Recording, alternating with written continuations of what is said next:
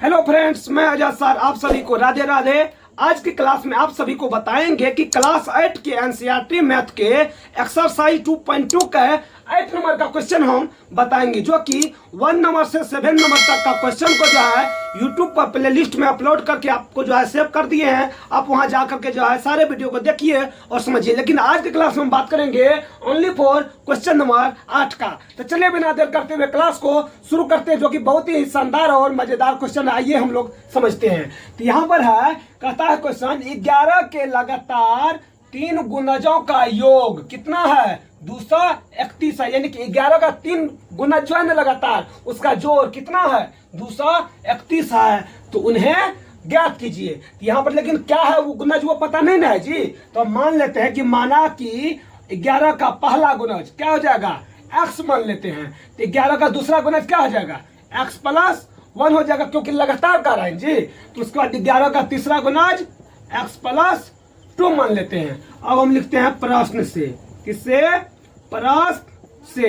अब मान लिया कि पहला गुणज x, दूसरा x प्लस 1 और तीसरा x प्लस 2 मान लिए। तो अब तीनों का गुणज का योग यानी कि जोड़ कितना है? 231 दिया हुआ है जी। चलो तीनों को हम जोड़ देते हैं। तो पहला गुणज क्या है मेरा? x प्लस, दूसरा गुणज x प्लस 1 प्लस, तीसरा गुणज क्या है? x plus 2। लेकिन 11 का गुणज कहता है ना, तो सभी में क्या हो जाएगा? 11 से गुना हो जाएगा। इसमें भी क्या हो जाएगा? 11 से मल्टीप्लाई हो जाएगा। चलिए इसमें भी 11 से मल्टीप्लाई कर दिए। चलिए अब क्या लिखेंगे इसको? 11x प्लस, अब 11 को जब हम x से गुना करेंगे तो क्या हो जाएगा? 11x प्लस, 11 को x से गुना करेंगे तो 11 प्लस 11 को x से करेंगे तो 11x प्लस 11 दूना 22। इसका जो है योग कितना है? 231। दूसरा कितना हो जाएगा? 31।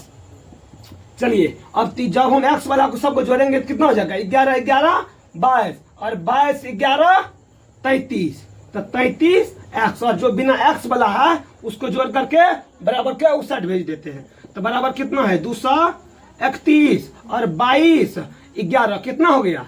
33। तो ये बराबर के उस साइड जाएगा तो माइनस में 33 हो जाएगा। चलिए उसके बाद हो जाएगा 33x बराबर 231 में से जब 33 घटेगा तो कितना बचेगा? 198। तो डी सिंपल है, x बराबर क्या हो जाएगा? 198 बटा, ये देखिए x के साथ ये 33 किसमें है? गुना में है जी। तो बराबर क्यों सट जाएगा तो भाग में हो जाएगा। अगर ये इसको 33 को जब हम 198 को काटे तो 6 बार में कटता है। डी सिंपल है, x बराबर क्या हो जाएगा? 6 हो जाएगा। x का वैल्यू कितना निकला है? 6। चलिए अब यहां पर हम लिखते हैं कि 11 का पहला गुणज क्या? 11 का पहला गुणज क्या हो जाएगा? 11 का पहला गुणज 11x, यानी कि 11 गुना x का वैल्यू क्या आया है? x का वैल्यू 6 आया है जी। तो 6 तो बराबर कितना हो जाएगा? 11 6 के 66। उसके बाद 11 का दूसरा गुणज बराबर 11 का दूसरा गुणज क्या है? 11 इंटू एक्स प्लस 1 कितना हो जाएगा? 11 इंटू एक्स का वैल्यू 6 प्लस 1 कितना हो जाएगा? 11 गुना 6 1 7 कितना हो जाएगा? 11 7 77। उसके बाद 11 का